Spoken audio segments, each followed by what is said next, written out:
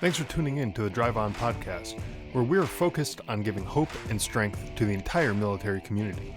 Whether you're a veteran, active duty, guard, reserve, or a family member, this podcast will share inspirational stories and resources that are useful to you. I'm your host, Scott DeLucio, and now let's get on with the show. Everybody, welcome back to the Drive On podcast. Today, my guest is Sara Boyd. Sara is the president of Operation Truth, Gulf War Suffering Unite, which is a nonprofit that helps bring awareness to the illnesses that many Gulf War era veterans were exposed to during their service. So welcome to the show, Sara. Why don't you tell us a little bit more about yourself and your background? Welcome. Thank you for having me. My name is Sara Boyd, and I'm the president and founder of Operation Truth, Go4 Illness Suffering Unite, like you stated. And I was born and raised in a small town in Cedar Woolley, Washington, in the Pacific Northwest. And at the age of 17, I didn't have the grades to get a scholarship. So I decided to join the military. Actually, at the age of 15, I decided to join the military and spoke with a recruiter, and he told me to come back in 2 years. And so I did. And at that time, I was speaking to a Marine recruiter with my best friend in high school. And we were both going to join the Marines at the same time.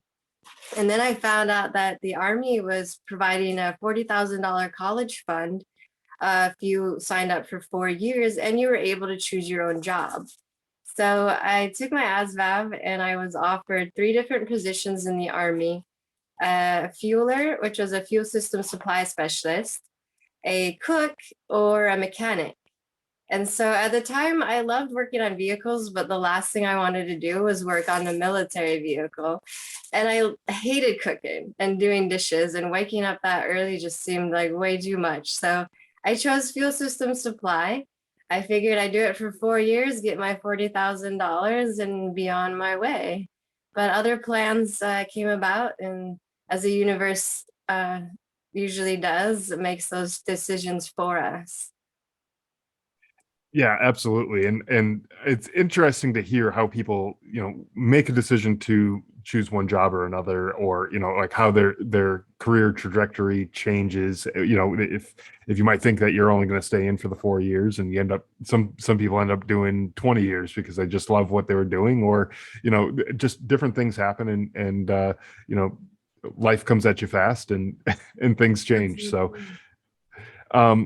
so let's talk a little bit about that. So you said, things, maybe didn't go exactly according to plan. So what kind of went on there, and what led you to, eventually getting out of the military? Originally, I joined, like I said, at the age of 18 in the delayed entry program. And so I went in right after I graduated from high school. And I ended up meeting my first husband, and he was a heavy construction equipment operator. And he was stationed at Hunter Armory Airfield in Georgia, which was my first duty station. So after I was done with my training, mind you, they added additional skill identifier to my contract after AIT. So I went on to conduct 88 mic training at Fort Leonard Wood in Missouri right before going to my first duty station. So I met my first husband, and we started a family, and that's when I decided to make the Army my career.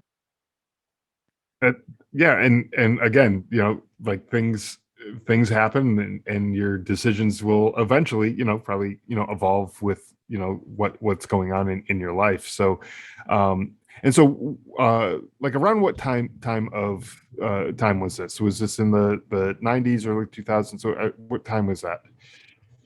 Yes, I joined in 1998. Okay. And at that time, it was during the Anthrax vaccine immunization project that was signed into power in President Bill Clinton's regime. And I'm sure you probably recall there was an anthrax scare in the mail.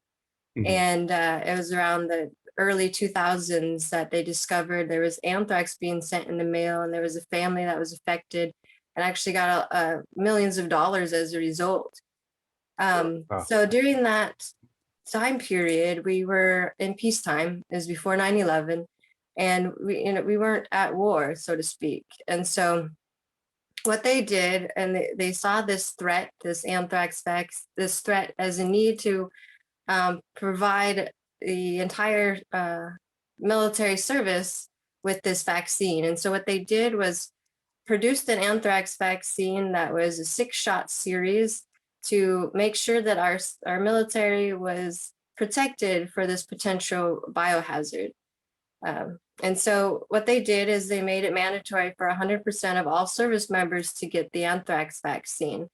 And so, like I said, I joined the military in 1998 during peacetime, and I went through basic training, not really understanding what was going on. No one in my family had joined the military, with the exception of both my grandfathers for World War II and the Korean War. My uncle was in Vietnam, but he didn't serve at the Vietnam area, although he still was affected and ended up getting hepatitis C from something during his military service and having a liver transplant. So I didn't have a lot of military influence in my family, and so I had no idea what to expect going into the military. So I did what I was told, just like any good soldier. Went through basic training, got my vaccinations, did my push-ups, and earned my soldier ribbon just like everyone else. But what I recall going through basic training is having such a large amount of edema in both of my legs that you could see it. And my fellow soldiers were asking, what's wrong with your legs? Why can't we see the definition in your ankles? Because at basic training for our graduation, we had to wear our pumps and our skirts. And so you could see my legs and my ankles had no definition. So at that time, I just pushed on, drove through, and I ended up spending 10 years on active duty. And through this time frame, I had 2 beautiful daughters. I ended up having a miscarriage in between 2 of my live births. And I didn't realize just all what was happening. I was having so many medical challenges. I had 2 different permanent profiles. One was for Raynaud's phenomenon, and so they allowed me to wear whatever cold weather gear I could, which I had a lot of fun tormenting my leadership with that one. And then I had another permanent profile, which allowed me to walk instead of run for the PT exam. And of course, when anytime you are a leader trying to advance in your career, it is difficult when you can't lead from the front.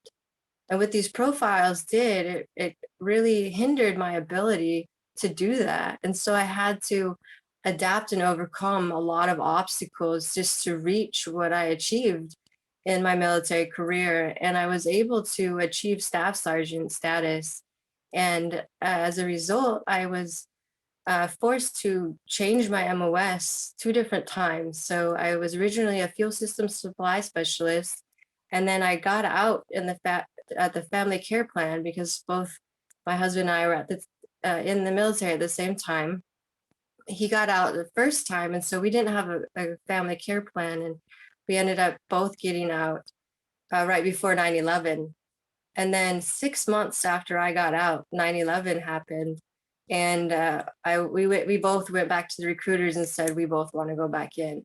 And so we both went back into the Army. And at that time, I changed my MOS to become an administrative specialist, because that's all I did when I was a fuel supply specialist anyway. And that's all I knew. And then I determined that there was no chance for advancement in that career, because the more that we continued at war, the more that we continued to have soldiers that were injured. And instead of those soldiers getting med boarded out, they would stay in and they would put them in MOSs that they were able to work at. And administrative field was one of those MOSs. And so it became very heavily concentrated with many soldiers and extremely difficult, even more so, to get promoted. So I went back to school and I raised my GT score and enough to become anything in the military. They offered me multiple positions to be working in psych ops or CID, or they really wanted me to be an interpreter. I decided that I wanted to go into counterintelligence. So I became a counterintelligence special agent. I went through the school at Fort Huachuca from 2006 to 2007, and then they shipped me off to Korea to be part of the 2nd Infantry Division. And that's when my health really declined. they gave me several vaccinations to go to Korea, including the anthrax vaccine. And within a 48-hour time period, I had received 2 anthrax vaccines and a smallpox vaccine prior to going to Korea. So within those 2 months after getting to Korea, I was in so much pain. I was on quarters constantly. I was in and out of the hospital. I had to go and see a civilian hospital outside in the Korean sector. I had no interpreter. They gave me an interpreter. I had no clue what the doctors were saying, and I had to go through this CT exam to determine. At that point, they thought I had fibroids or endometriosis. And when I get back, they sent me back to the States, to Washington State at Fort Lewis to be med boarded. And it was a very lengthy process. They pushed you through very quickly. I was in the med board process for 8 months. I didn't have time to do the surgery, which was the only way to diagnose endometriosis. And so I met with 2 JAG officers to determine what I should do. Should I go for my retirement and fight them for that over 30%? Or should I take the severance pay and get in with the 20%? And both JAG officers told me that if I fight it, more likely or not, I will lose. And so I took the severance pay, which what I really should have done was fight for my retirement, because I'm still fighting for my retirement and changing that order. That I should have got retirement, because as soon as I got out and the VA took over my care, they gave me 80 or 60%. So I went from 20% in the military to 60% in the VA. Mhm.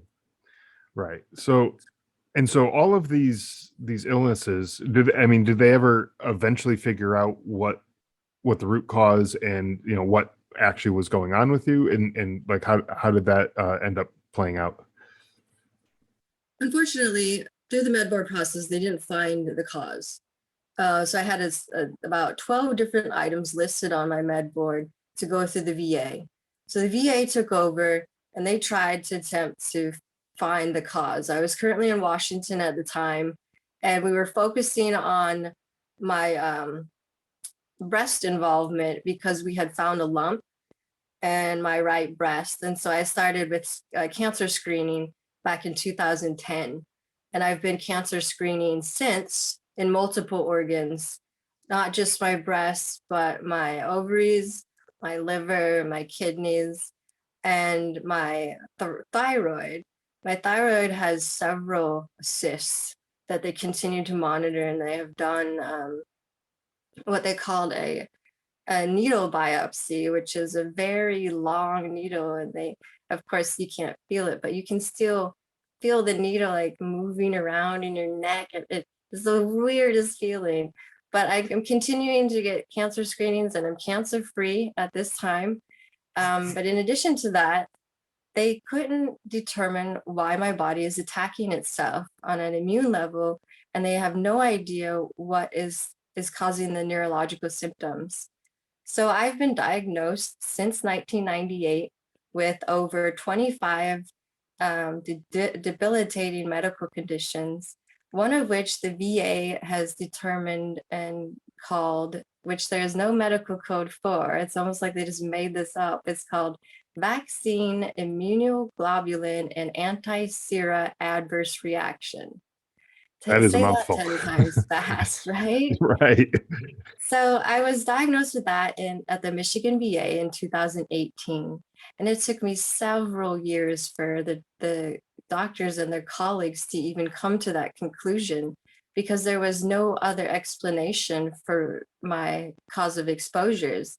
The VA understands that Go4 illness happens, and there's a number of exposures that cause Go4 illness. And if you go to the VA's public health website, you can see all these different toxic exposures that are listed. Vaccinations are listed as one of those toxic exposures. But what the VA isn't recognizing is that those of us that didn't deploy to Iraq and Afghanistan still got those same vaccinations. And some of us are suffering from what they call Go4 illness, or multi-chronic chronic multi-symptom illness. And they are soon to be calling it a whole nother thing so that it can encompass more than just those who are deployed to Iraq and Afghanistan, because the exposures aren't just those of war. The exposures are also water contamination, vaccinations, and several other things that we didn't experience just in Iraq and Afghanistan.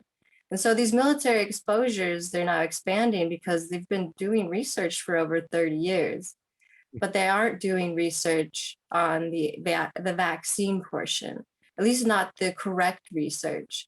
And that's where Operation Truth comes in and why I started my charity. I continued to reach out to Facebook groups and any other veteran organization that I could to try to find out what was wrong with me. I've been researching this since I got out in 2008 to try to determine what the cause is so that we can find what the cause is and better treat it. If we're just treating the symptoms, all we're doing is attempting to give the veteran a better quality of life until death. And when we find the cause, we can treat the cause, find the cause, decrease the degradation inside the body, and increase not only the quality of life, but the length of life, the longevity of life. And so that's what we're working so hard for at Operation Truth, is determine why is it that some of us have this vaccine injury and others don't.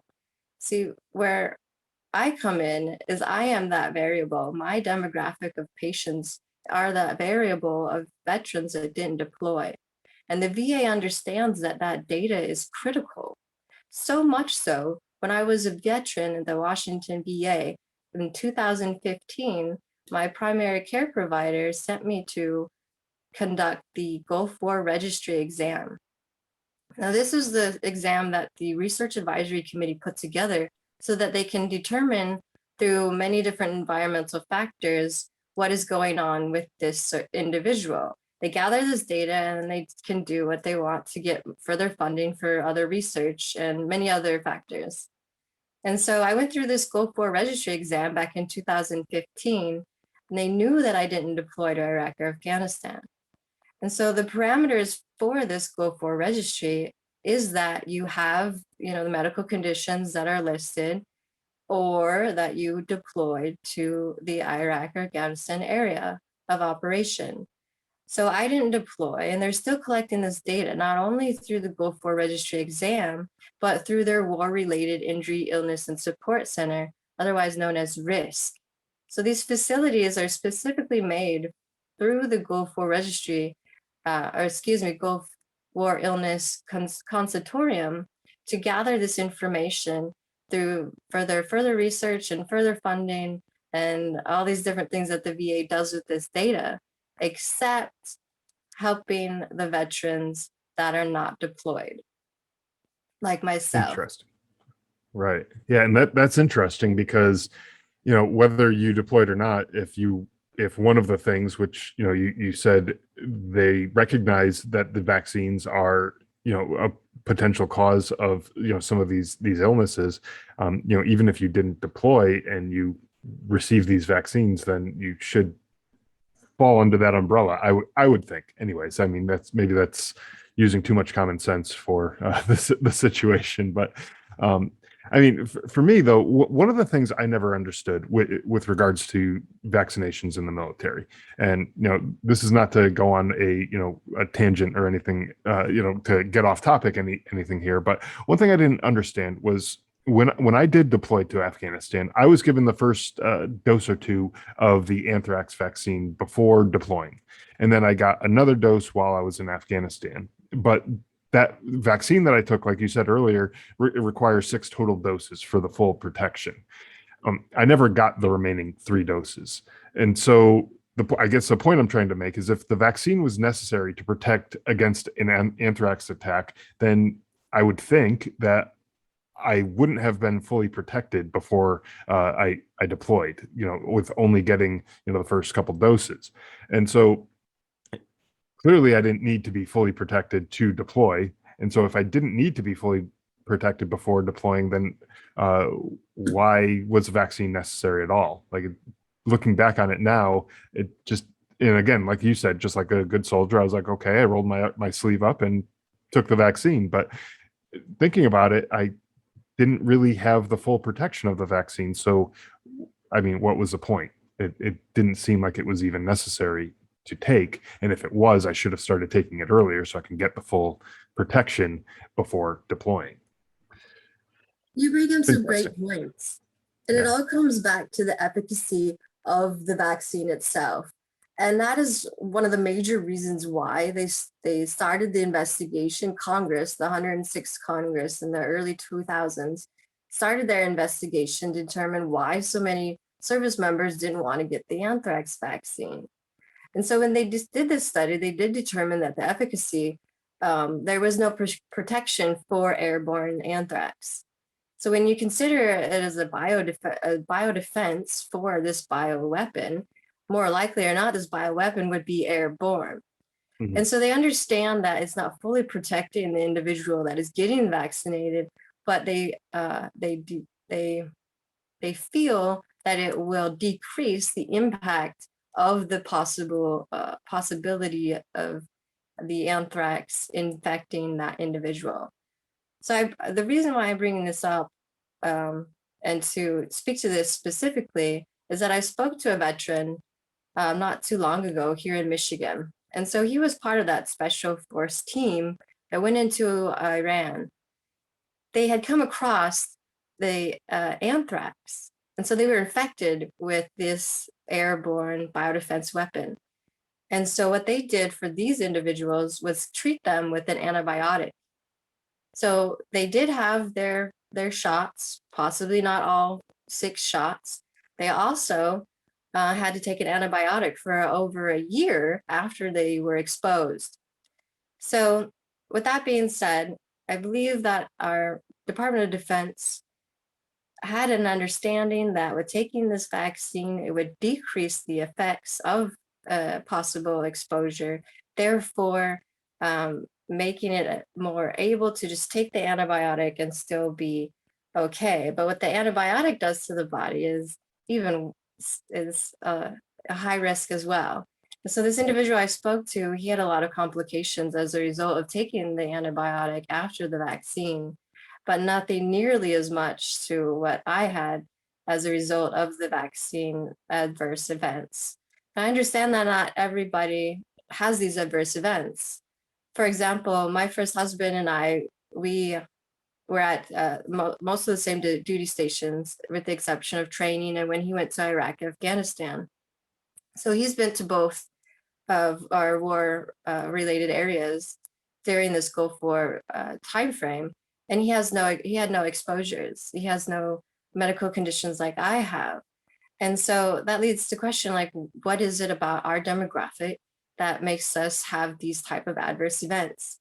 So Right. just like they discovered, they being the VA and the Department of Defense, they discovered that some individuals have a marker on their blood, a protein that indicates that they cannot take the malaria pills, because the malaria pills would cause more risk than the actual malaria itself. And so they can still get deployed. They just have to take another measure in the event that they're exposed. They are not able to take the malaria meds for that prevention. So in the same event that for my demographic and others like me, we believe that we can find that same protein. And I have found a research group out of California that can do just that.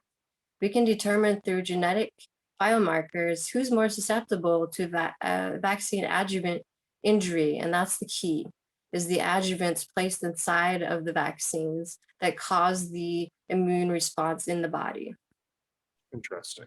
So now I would imagine that there's other vaccines that are out there, and especially, in the news today, the COVID vaccine and all that are out there. And there are some, reports of adverse reactions to, well, all sorts of different vaccines. And as a matter of fact, I found a flyer, like a DoD pamphlet from back in the time frame that you're talking about.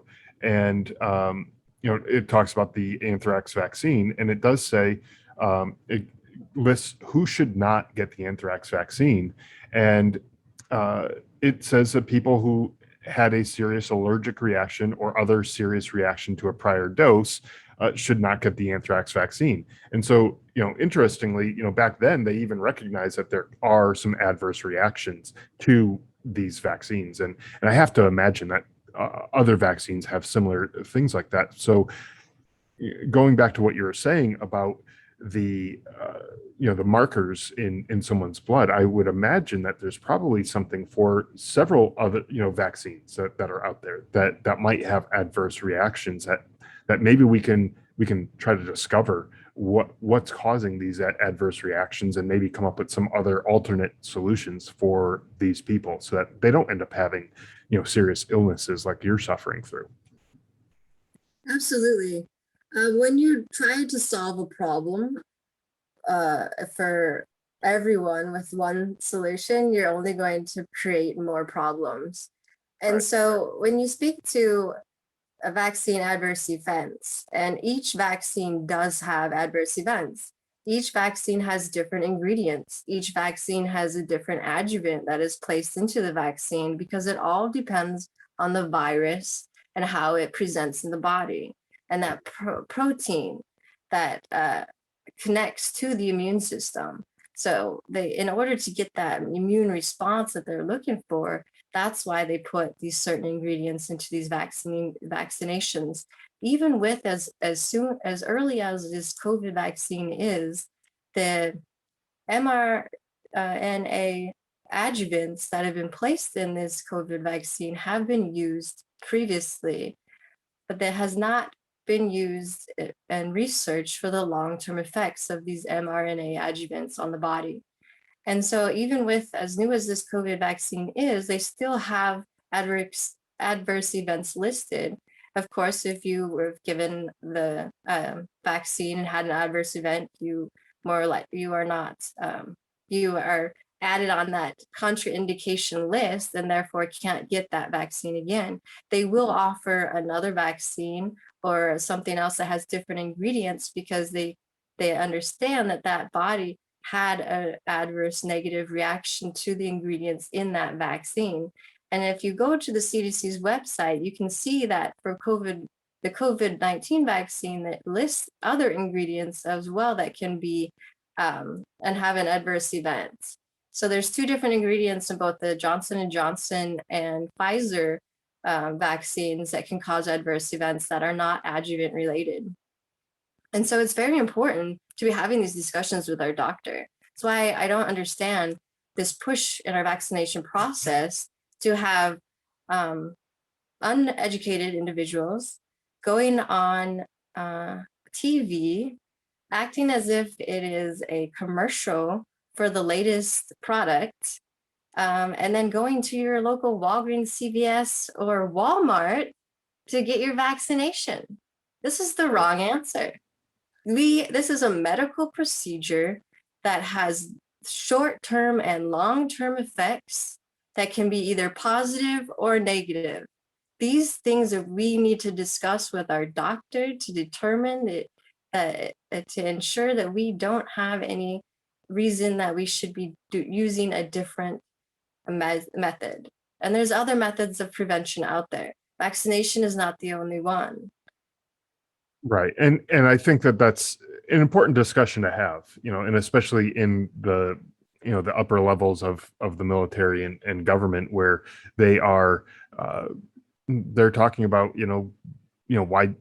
widespread usage of this. And like you said before, one vaccine for one particular thing is not necessarily the right thing for everybody. It may be perfectly fine for a certain portion of the population, but it's not the right thing to give to everyone across the board, because just look at people like yourself, and there's a number of other examples out there of people who have been injured by things like a vaccine. And so when we are just talking about across the board, let's get everybody on this, and that that raises some red flags in my mind anyways, where you are opening up the possibility that there's going to be some negative reactions, and there's been a bunch that have been in the news about people who have had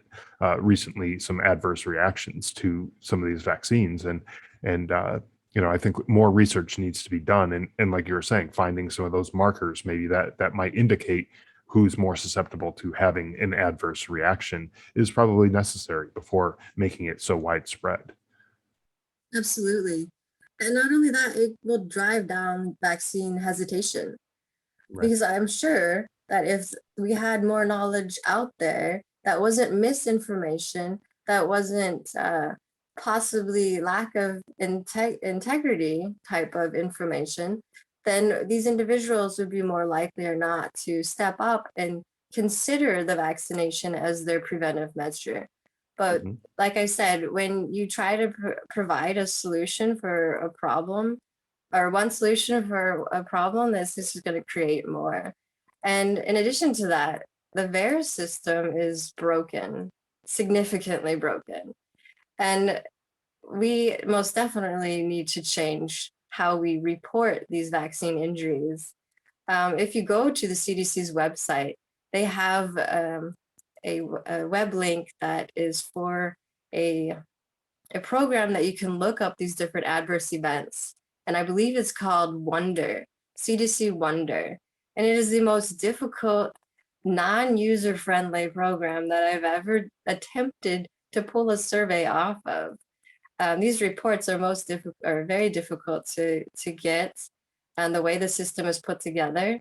And there is so many reports of individuals with short-term, long-term events from these vaccinations, multiple different vaccinations. And that's why we have a vaccine injury compensation program.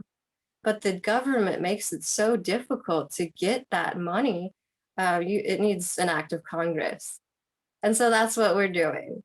We're literally getting an act of Congress to mandate that the VA put together an additional CDMRP grant and funding for research for this specific exposure so that we can determine through this genetic biomarker research who's more susceptible to adjuvant injury, in addition to using this mass spectrometer testing to determine the concentrations of squalene and squalene and aluminum hydroxide adjuvants in our bodies. They can do so by taking 3 different groups, a group of individuals from the first Go4, a group of individuals from the AVIT program, and then another group from the after 9/11 effects, and determine just the concentration of those adjuvants alone so that we can determine where we need to go for our next step in our research. If you can correlate individuals like myself who are in this demographic of non-deployed Go4 illness exposures, then we can add that to these individuals of these heavy concentrations and determine from there where we need to take our research further. And then the third part for our secretary or our proposal to the Secretary of the VA and Congress is to have a watch device, a smart watch device that can monitor not only our complete blood counts and our vitamin and mineral levels, but also our titer tests to tell us what we have antibodies built up against so that we have that real world knowledge of our immune systems and what we're at risk at and where. In addition, it would have our tailored medical information on it. For example, myself, as a result of my autonomic neuropathy and my cardiovascular issues, I now use a walker and a cane. And the only way that I can monitor when my blood pressure is going to get so low that I'm going to pass out is just by feeling it in my body. So what this smart device could do is detect that change, and I could sit down and be able to monitor that a lot more effectively with this smartphone device. So that's Right. what we're proposing to the Secretary of the VA and Congress. In addition to what we need to change in our VAERS system and the VA so that we can gain presumptive illnesses for those individuals that didn't deploy and make it a lot more easier on the VA overall, because they just have so many claims and just too many individuals to take care of under the current research advisory committee. We certainly need at least 2 more research advisory committees, not only for the additional research of this vaccine exposure, but for also the additional research of our intergenerational exposures. The possibility that we have passed these mutated genetics onto our children and our grandchildren are being seen in these medical anomalies. And it's unfortunate that the VA hasn't, in 30 years, decided to put this funding where it is needed. Well, so what are some resources that are available to service members and the veterans who might be suffering from this, and that can help them if they were affected by an illness, kind of like what you're dealing with? Resources as far as finding research can be found on our website at operationtruth.net. It is a working website. We are updating it as we speak. And so there'll be a lot more user-friendly and be able to find those documents a lot easier. We also have a lot of our information on our Facebook page at Operation Truth GWI. Instagram, we're on TikTok, we're also on LinkedIn. You can find us on multiple different platforms. Number one thing is, if you feel that you have Go4 illness or have a chronic multi-symptom illness as a result of your exposures, is to contact your primary care provider. And if you're not in the VA and your primary care provider decided that he or she doesn't want to assist you, you can go directly to the VA's environmental coordinator for your state. Every VA has an environmental coordinator and you can contact them directly. Yeah, I think that's good advice, good resources, and I will link to all of this in the show notes. A lot of the things that we talked about, some of the websites that were mentioned earlier in the episode. I'll try to have some links to those in the show notes, and certainly all the links to Operation Truth, the website, social media, and everything will be there in the show notes, so you guys can check out everything that they're doing and all the research that they have available, and get in touch if there's something that you guys can do to reach out and help each other. So Sarah, it's been a pleasure speaking with you today. I think we should at least be having this conversation, and coming up with some solutions and understanding, what's going on with some of these vaccines, and try to figure out how we can make it work, because clearly the goal of protecting ourselves, is a good goal, and I don't think anyone can argue with that goal. But if it's not ultimately going to protect some people, then we need to come up with a solution that will work for those people and not cause more harm than good, especially in people who were not deployed like yourself, who were not in a high risk of exposure to some of these things. It doesn't really make sense to have them exposed to something unnecessarily. So really enjoyed the discussion, really enjoyed the conversation. I think we need to be doing more of this, and hopefully this sparks some conversation with some other people who are listening, and get some interest going around and in the types of research that are needed. Absolutely. And thank you for having me. A couple more things I wanted to address is that in today's climate, there are it's such a division between the vaccinated and the unvaccinated. And what they don't understand is that those individuals in your unvaccinated demographic are people like myself who have immune compromised systems that can't get vaccinated. And so we have to come up with other ways to have preventive measures. We have to mask up. We have to ensure that our white blood count is up, and we have to take that risk every time we go out into the public. And so I would urge people to have compassion for those individuals that aren't like you. that have decided not to get vaccinated for whatever reason. There's good reason for individuals to stand up for what they feel is right. And it isn't about being selfish or wanting others to have to do something that you don't are not willing to do.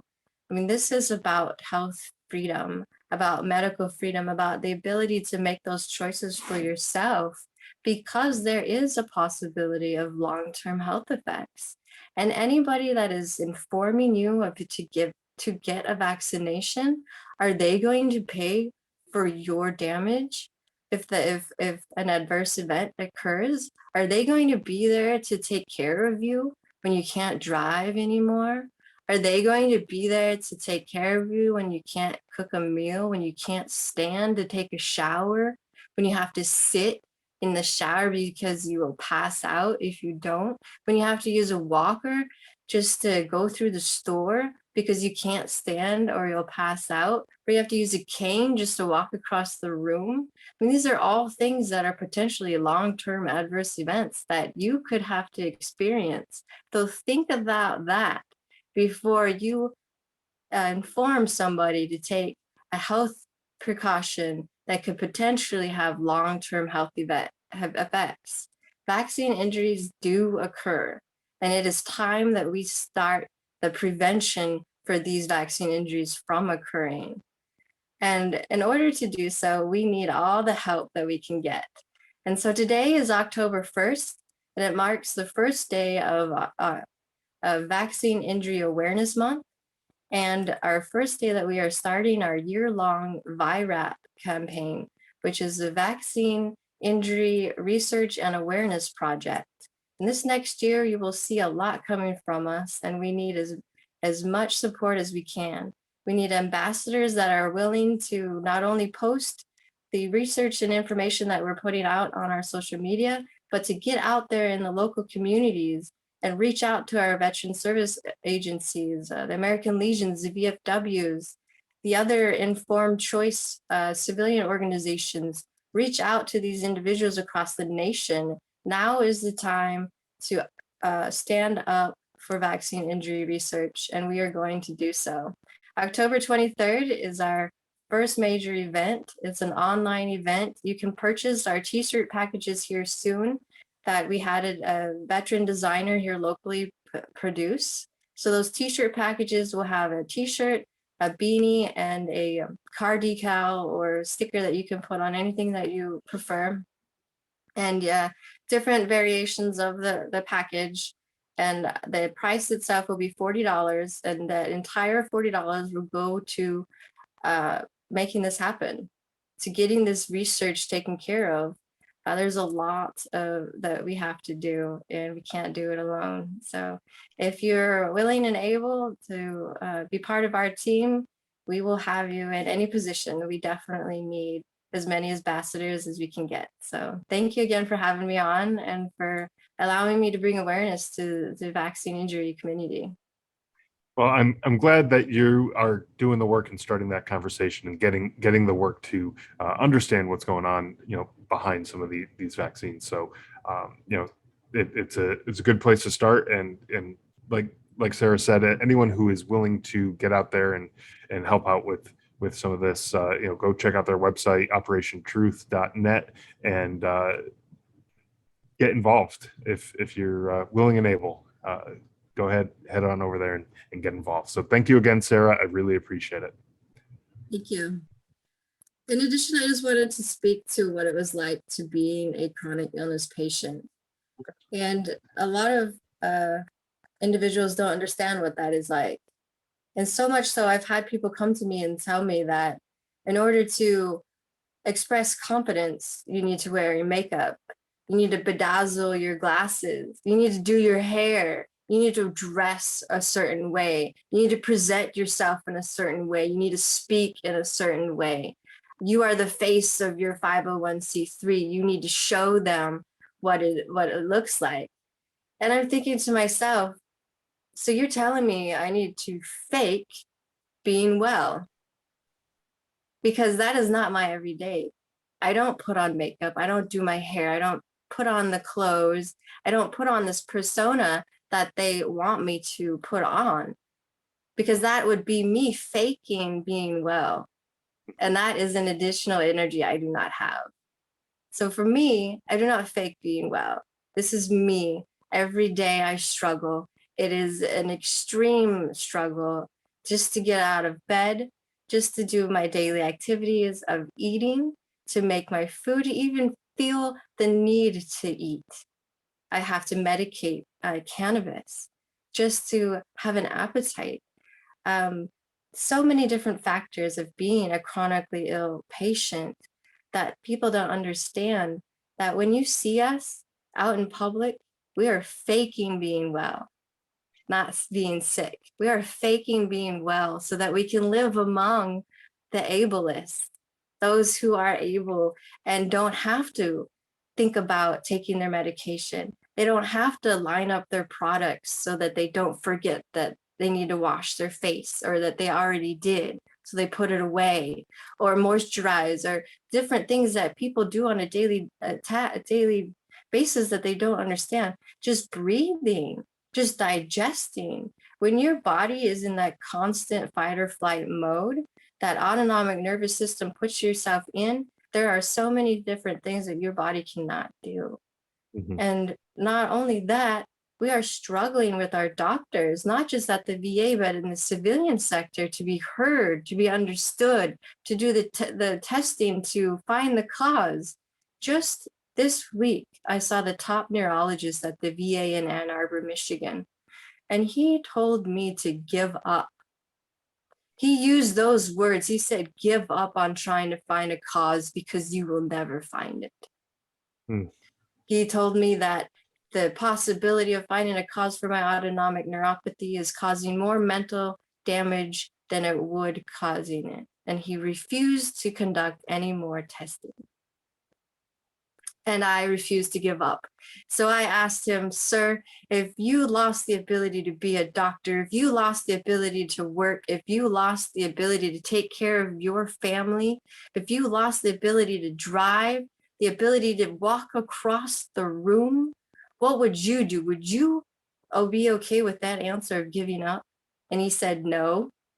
And then he stood up and proceeded to walk out of the room saying, I am done with this conversation. And he passed me on to his student. That is what we have to deal with every day as a chronic illness patient. And that is why I fight every day, just to be well.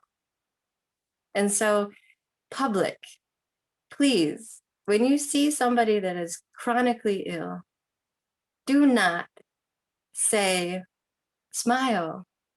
Do not say those things that would post a negative notion in their mind. Mhm. Be compassionate, be understanding. That's all we need. Thank you. Well, thank you very much for that. And, I thank you for sharing your story and the organization and the research that's being done. I think it is really important. And I'm glad we had a chance to share this on the show. And I'm hopeful that it opens up some conversation amongst people down the road. So thank you again for sharing all of that. Thank you for having me. Thanks for listening to the Drive On Podcast. If you want to check out more episodes or learn more about the show, you can visit our website, driveonpodcast.com. We're also on Instagram, Facebook, Twitter, LinkedIn, and YouTube at Drive On Podcast.